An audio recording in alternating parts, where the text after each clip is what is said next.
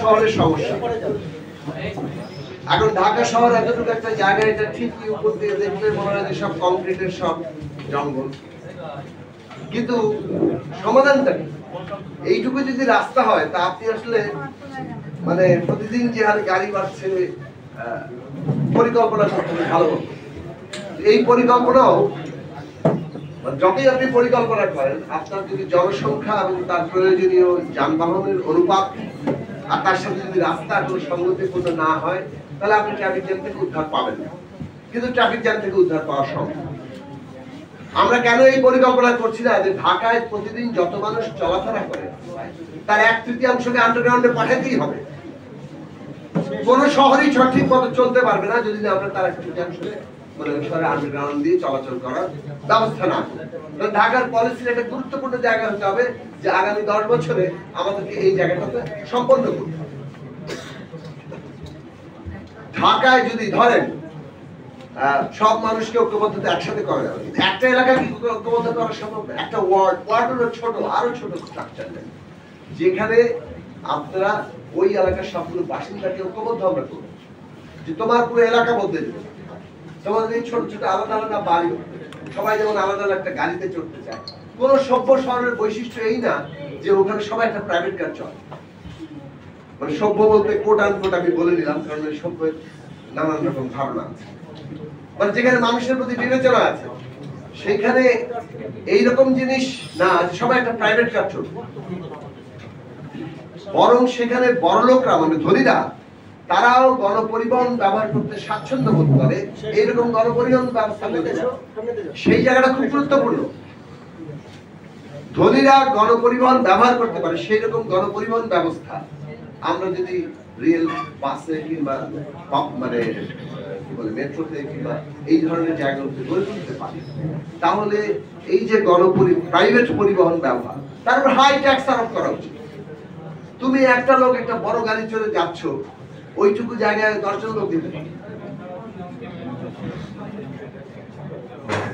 তাই না? মানে আমরা কি মানে করছি নাকি? আমাদের কি আমরা যে প্রাইভেট কারের বিশাল গিয়ে দেখি কয়টা লোক যায়, সে কয়টা লোক কয়টা বাসের মধ্যে হেঁটে যায়।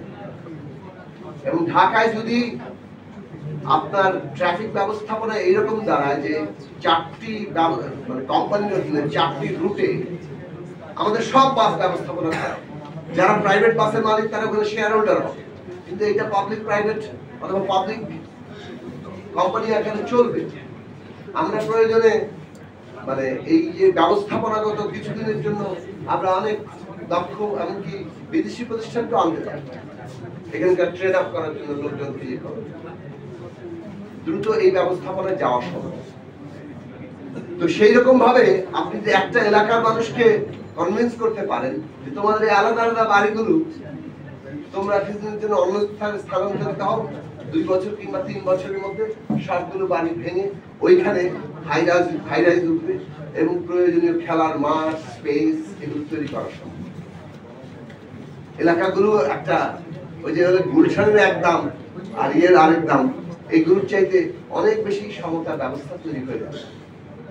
ওখানে মাটি তো আর বিশেষ কোনো আলাদা মাটি না, একটা জায়গা তার ব্যবস্থাপনা দিয়ে হঠাৎ করে মানে তার কি বলে যে দাম বাড়তেছে। এখন আমরা যদি সারা ঢাকা শহরে মানে একটা জায়গায় সাফল্য দেখাতে পারি, সব মানুষ মনে করবে যে এটা তো বেচার, এবং এইটার জন্য যথেষ্ট প্রাইভেট কোম্পানিগুলো তারা বসে আছে, তারা এই জায়গাগুলোতে ঝাঁপিয়ে পড়বে। তো কোন রাজনৈতিক উদ্যোগ দেখেছে 1 ইঞ্চি জমি ছাড়তে চায় না। এই মনোভঙ্গিটা তৈরি হয়েছে পুরো রাষ্ট্র ব্যবস্থার দৃষ্টিভঙ্গির কারণে। আপনি রাষ্ট্রের যদি অ্যাপ্রোচ বদলে যায়, উদ্যোগ বদলে যায়, নেতৃত্বের যদি উদ্যোগ বদলে যায়, তাহলে পুরো শহরের সমস্যার সমাধান হওয়ার ব্যাপারগুলো অতি দ্রুত ঘটতে থাকে। হ্যাঁ, আমাদের বড় একটা পুনর্গঠনের মধ্যে দিয়ে যেতে হবে, অনেক বড় ভাঙচুরের মধ্যে দিয়ে যেতে হবে।